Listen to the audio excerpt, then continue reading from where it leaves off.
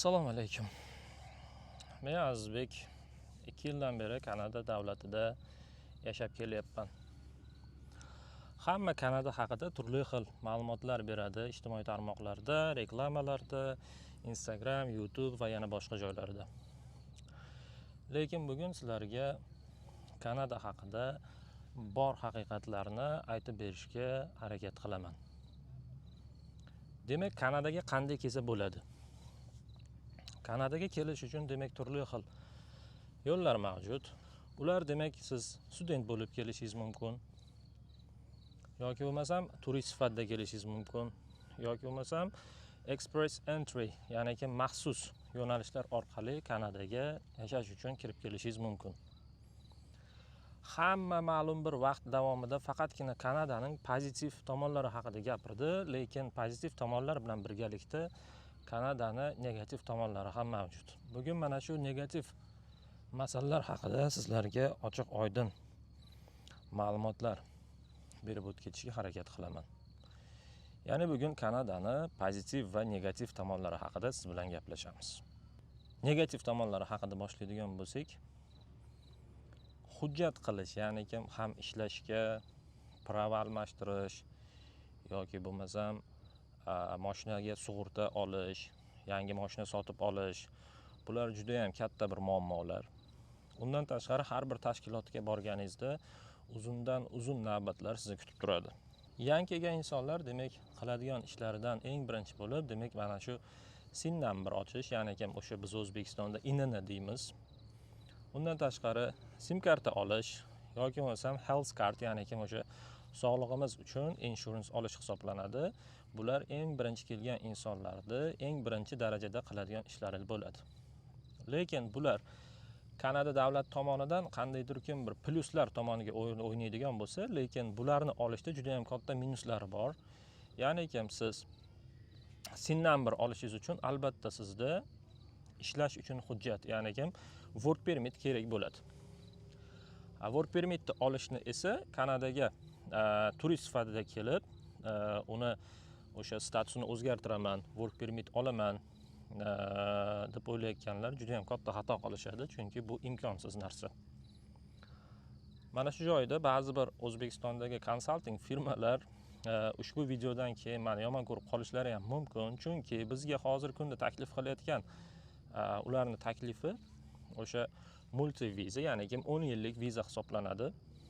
Iltimos qilaman, hech qanaqa reklamalarga aldanmasliklaringni, chunki multi viza orqali Kanadaga kelib statusingizni o'zgartirish yoki bo'lmasam uni ishchi vizaga almashtirish yoki bo'lmasam doimiy yashash rezidentiga almashtirishni iloji yo'q. Ya'ni kim 100% emas, bu degani 100 ta odamdan 2 ta yoki bo'lmasam 3 ta inson mana shu narsani uddalay oladi. Shu sababdan hech qachon ularni berayotgan reklamalariga ishonmasliklarini xohlardim. Negativlarga qaytadigan bo'lsak, hamma narsada demak o'sha appointment, ya'ni kim navbat olishingizga to'g'ri keladi. Navbatlar esa juda ham uzundan uzoq. Bilasizki, Kanadada vaqt bu pul hisoblanadi. U yerda o'tkazgan soatlar vaqtingizga hech kim ortiqcha sizga pul to'lamaydi.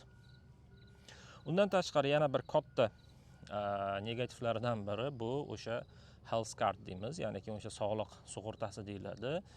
Agar Kanada davlatida sizda hayotiy sug'urtalanmagan bo'lsa, ya'ni mana shu health cardingiz bo'lmasa, sizga hech qanaqangi tibbiyot tomonidan imtiyozlar berilmaydi va lekin tibbiyoti Kanadada juda ham qimmat.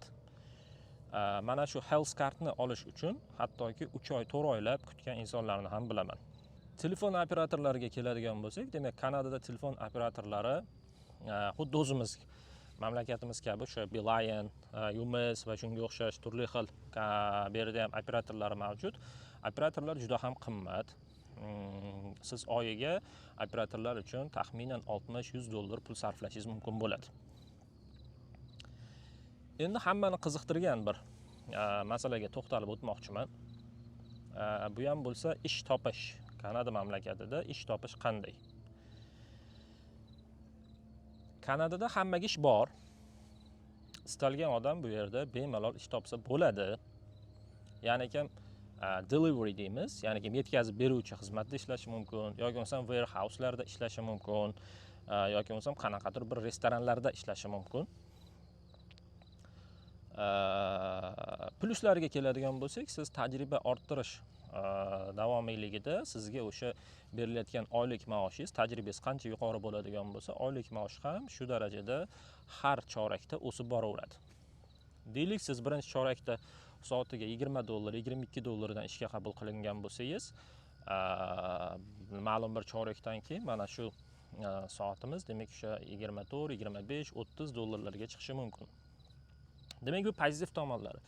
Lekin aynan ish topish masalasi bo'yicha negativ tomonlarini ko'radigan bo'lsak, demak, Kanadaga birinchi kelgan inson albatta ishni og'ir jismoniy faoliyatdan boshlaydi. Bu nima degani? Bu degani demak o'sha qurilish, constructionlar. Constructionlarda ishlar juda ham og'ir. Beton quyuvchi bo'lib ishlashingiz mumkin, g'isht teruvchi bo'lib ishlashingiz mumkin, yoki bo'lmasam yana bir boshqa har xil turli xil yo'nalishlarda siz ishlashingiz mumkin. Lekin ochig'ini aytganda, bu ishlarda, ya'ni kim qurilish sohasida ishlash juda ham og'ir hisoblanadi. Lekin og'ir bo'lishiga qaramasdan oylik to'lovlari juda ham past narxlarda beriladi. Endi yana bir minus tomonlaridan biri, mana shu og'ir ishlarga ham agarda sizda hujjatlaringiz to'liq bo'lmaydigan bo'lsa, hech kim sizni ishga olmaydi. Xo'p, men bakalavr o'qiganman, magistr o'qiganman, menda PhD daraja bor deyishingiz mumkin. Lekin Kanada davlati shunday davlatki, sizda agar Kanada tajribasi bo'lmaydigan bo'lsa, hech qanday ofislarda sizni ishga olishmaydi ular. Albatta bu yerda mana shu bitirgan sohangiz bo'yicha qayta tayyorlash kurslarida o'qishingiz kerak va ma'lum bir yillar mobaynida Kanada tajribasiga ega bo'lishingiz kerak. Ana o'shandan keyin sizni ofislarga yoki bo'lmasa mana shu oylik yuqoriroq bo'lgan osonroq ishlarga olishlari mumkin bo'ladi. Endi yana bir eng katta shu ish topishdagi muammolardan biri bu raqobat. Raqobat juda ham kuchli Kanadada. Nimaga? Chunki oxirgi mana bu 3-4 yillik ichida Kanada deyarli hammaga viza berdi. Juda ham ko'plab migrantlar kirdi. Va mana shu migrantlar kirishi natijasida demak mana shu ishga bo'lgan talab kuchayib ketdi va ishchilar o'rtasida raqobat paydo bo'ldi. Hozirgi kunda statistikaga qaraganda bir ishchi o'rniga kamida 200-250 ta odam to'g'ri kelyapti. Demak, bu juda ham katta raqobat. Agar mana shu raqobatlarga chiday olaman, mana shu raqobatlarni bemalol yengib o'ta olaman degan odam Kanadaga kelishi mumkin. Undan tashqari demak yana bir sizga Kanadani plus tomonlaridan biri bu til o'rganish. Kanadada juda ham migrant ko'p va bu yerda sizga albatta til kerak bo'ladi. Til kerak bo'ladi. Qanday masalada? Siz tilni muloqot darajasida bilishingiz kerak. Shunday insonlarni bilaman, ingliz tilini umuman bilmagan holatda Kanadaga kelishgan va oradan ma'lum bir vaqtlar o'tgandan keyin ularda demak mana shu ingliz tili asta-sekinlik bilan rivojlanib, demak o'sib borgan. Demak, bundan chiqdiki, Kanada davlatida siz bemalol ingliz tilini o'rganib olsangiz bo'ladi. Endi agar negativlariga keladigan bo'lsak, til bilmaslikni yoki bo'lmasa mana shu tilni faqatgina qanaqadir bir sertifikatlar uchun o'rgangan bo'lsak, ana unda bizda muammo bo'lishi mumkin. Qachon muammo bo'ladi? Qachonki siz kollej, universitet yoki bo'lmasa magistratura, PhD darajalar yoki bo'lmasa ofislarda, davlat korxonalarida, ishxonalarda ishlamoqchi bo'lsangiz, demak sizda til bilish darajasi hattoki IELTS 9 bo'lgan taqdirda ham sizda muloqot darajasi yetarlicha bo'lmasa, demak sizda bu juda ham katta muammoni keltirib chiqaradi. Shu sababdan albatta tilga juda ham katta e'tibor berish kerak bo'ladi. Yana bir muammolar plus hamda minuslaridan biri demak bu kundalik hayot va xarajatlar. Kundalik hayot va xarajatlarini nima plus hamda minuslari bor deydigan bo'lsak, demak Kanada davlatida transport tizimi juda ham yaxshi ishlaydi. deyarli har bitta ko'chasi mahallasiga jamoat transporti, avtobus yoki bo'lmasa mana shu trolleybus deymizmi, mana shunga o'xshash jamoat transportlari juda ham rivojlangan, metrolari juda ham rivojlangan, juda ham toza, pokiza, ozoda. Va bular 24 soat xizmat ko'rsatadi sizga. Do'konlarda hamma narsa bor. Kelayotganimda shonajonim aytdilar, o'sha O'zbekistondan pista, bodom, mayiz olgan, u yoqdan topa olmasligim mumkin deb aytdilar. U yoqdan O'zbekistondan juda ham ko'plab olib kelgan edim shunaqa narsalarni. Lekin shu O'zbekistondan olib kelgan narsalar haligacha turadi. Nimaga? Chunki bu yerdan siz istagan narsani topishingiz mumkin. O'zbekistonda bor narsa, hamma narsa bor bu yerda. Faqat topa olmaysiz nimani? Mana shu o'zimizni onalarimiz yopgan, mehri bilan yopgan nonni topa olmaysiz, lekin undan boshqa hamma narsani topsa bo'ladi. Supermarketlarda demak hamma narsa bor.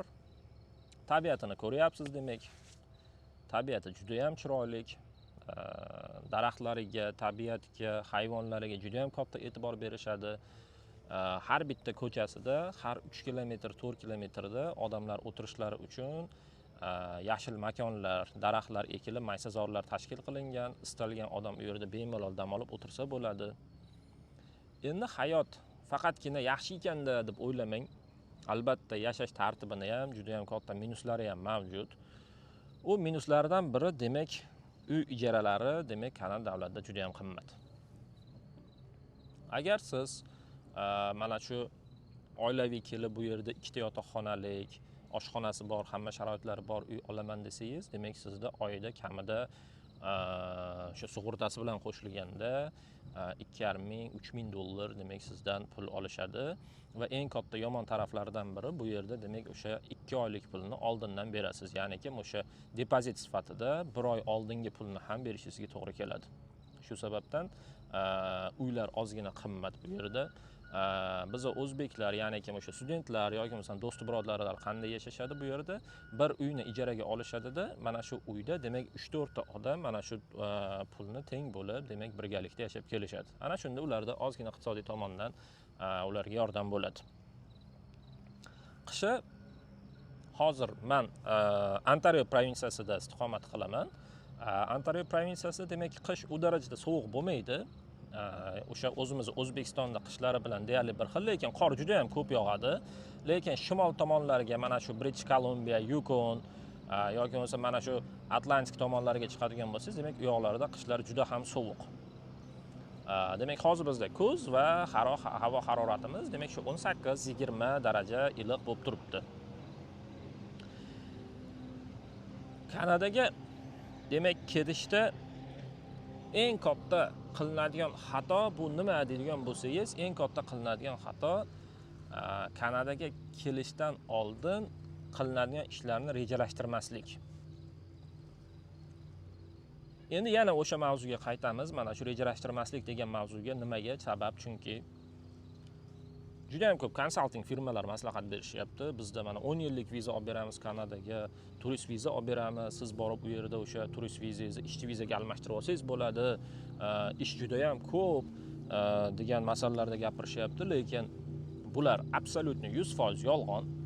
Chunki siz turist viza bilan kelib, bu yerda siz ishchi vizaga almashtirishingiz uchun kamida yarim yil vaqtingiz kerak bo'ladi. Yarim yil ichida demak sizda to'g'ri ish topishingiz mumkin. Qanday ishlar topasiz? Faqat naqd pulga ish topasiz va ular ham bo'lsa og'ir ishlar topiladi. Ana shu qurilishlarda yoki bo'lmasa shunga o'xshash og'ir ishlar topasiz. Shu sababdan Kanadaga kelishdan oldin iqtisodiy taraflama, demak rejalaringizni aniq mukammal tuzib olishingiz kerak bo'ladi. Undan tashqari demak eng katta qilinadigan xatolarimizdan biri yana Kanadada siz faqat ishlaysiz. Yashash uchun deyarli vaqtingiz bo'lmaydi. Faqat ishlaysiz. Ertalab turasiz, ishga ketasiz, kechqurun kelasiz, ovqatlanasiz, dam olasiz. Kanada davlatida demak bir kun ishlamagan kuningiz demak sizga kamida 200 yoki bo'lmasa 300 dollar demak o'sha iqtisodiy taraflama sizga minus keltirishi mumkin. Shu sababdan demak mana shu taraflarini doimo reja qilib, rejalashtirilgan holatda Kanada davlatiga kirib kelish kerak bo'ladi. Demak, Kanadaga kelayotgan odam tez boyib ketaman deb o'ylaydi. Ya'ni men boraman, ishga joylashaman va ishim tayyor bo'ladi, bemalol u yerda ishlayman deb o'ylaydi. Lekin bu xato masala. Nimaga deydigan bo'lsangiz, chunki Kanada davlati juda ham bir sekinlikni, tartibni, intizomni yaxshi ko'radigan mamlakat va bu yerda siz mana shu ish topib, o'z yo'lingizga joylashib ketguningizgacha sizdan demak kamida 3-4 oy kerak bo'ladi. Shaxsan meni o'zimga salkam yarim yil ketgan. Aynan mana shu holatda Kanada davlatida o'z yo'limni topib olishim uchun. Shu sababdan hech qachon Kanadaga kelaman, ish topaman va boyib ketaman degan narsani o'ylamang.